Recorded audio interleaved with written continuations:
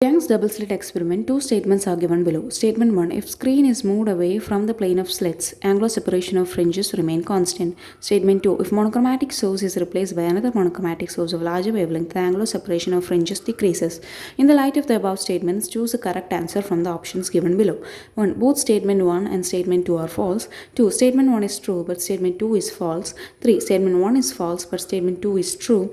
4. Both statement 1 and statement 2 are true.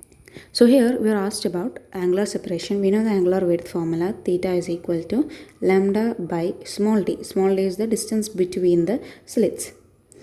So we're told that first of all, if screen is moved away from plane of slits, angular separation of fringes remain constant. So we know the distance between screen and slit is capital D, and there is no capital D in this equation. So theta is independent of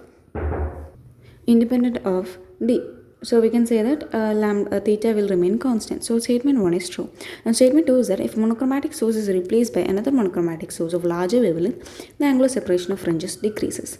So here also angular width we're told that if the source is replaced by something of larger wavelength. But in this equation, we can get the relation that theta is proportional to lambda.